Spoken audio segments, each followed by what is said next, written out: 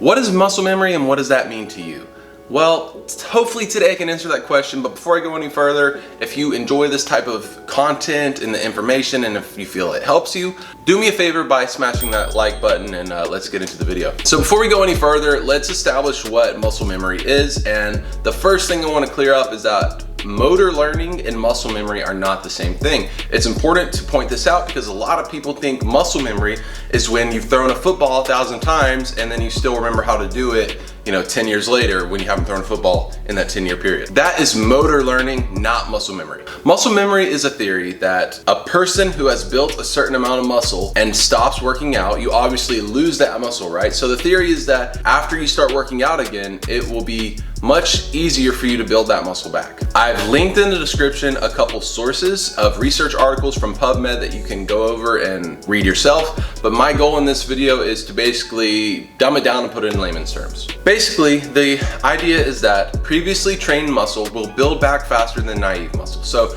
if you worked out your chest a lot in high school, but you did not work out your biceps a lot, when you start working out again in the future, your chest will build back faster than your biceps will because it has muscle memory. That's the theory. There's not a lot of hard evidence that prove this exists.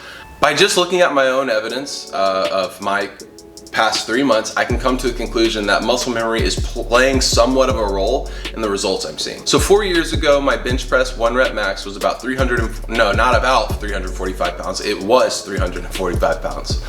And after that, I lost a lot of muscle because I did a bodybuilding competition. And then I started my business and I got really busy and blah, blah, blah. You know how the story goes. So I always said I was that type of guy who looked back at that bench press max as my glory days, right? Until I decided to do something about it this past December. It's been about 3.5 months since I started this program. And at the start, I did my 1 rep max, which was 295 pounds. After 4 weeks, my max went up to 315 pounds. And after 8 weeks, my max went back up to 345 pounds. I don't think it's reasonable to assume that an untrained individual will increase their bench press max by 20% in 2 months. Now, there is the topic of newbie gains, right? And this is when people see a large growth of muscle mass in the first few months. And maybe in that situation, a person may gain 20%. But I don't think a trained individual is gonna go from 295 to 345 in a 2-month period. I also don't think that it's just as easy as casually lifting weights to build that muscle back. However, I do believe that my max went up so fast due in a large part to muscle memory. Now, I am currently at a 355 pound bench press max, so now we're entering new territory that I can't attribute to muscle memory.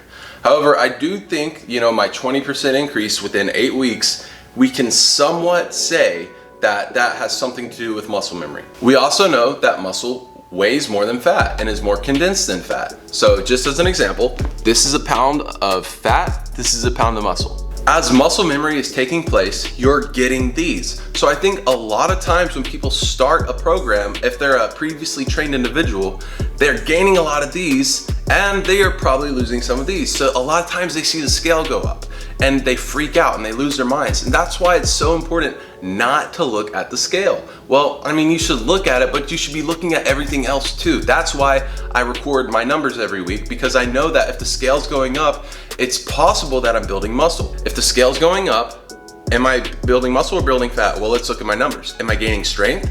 Yes, then maybe I'm gaining muscle. If I'm not gaining strength, but the scale's going up, okay, I'm gaining fat and I need to get my shit together. I have a client I'm working with right now and he used to work for the military and like some secret high-end stuff that's classified he can't even tell me about. And he's been working out with me for 1.5 months and he's been eating really healthy and his wife doesn't let him eat anything bad. And he's gaining weight.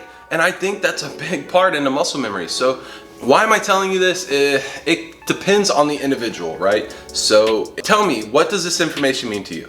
If you're a previously trained individual and you're looking to lose fat and you're watching the scale, this information means a lot to you probably, because now you can say, okay, well, maybe I'm building muscle. Now, I don't like to use that excuse. I think if you have a lot of weight to lose and you're starting a weight loss program, the scale should be going down. You can't always say, oh, I'm building muscle, that's why the scale's going up, or the scale's not moving because I'm having a body composition change. But I do think if you used to be an athlete at some level, you used to have a lot more muscle than you did now, I think it's I think it's very reasonable to anticipate the scale possibly going up or not moving due to muscle memory. What do you guys think? Is muscle memory a thing, or is that just an excuse people use when the scale's going up? I don't know. And tell me in the comments what this research means to you, or if it means anything at all. To me personally, I think it's very interesting because, you know, I was a lot younger when I first did my 345 pound bench press. You know, that was about 4 years ago, and I was able to build back up to that in a very short period of time. Obviously, I was working really hard and eating really good, and I still am, of course.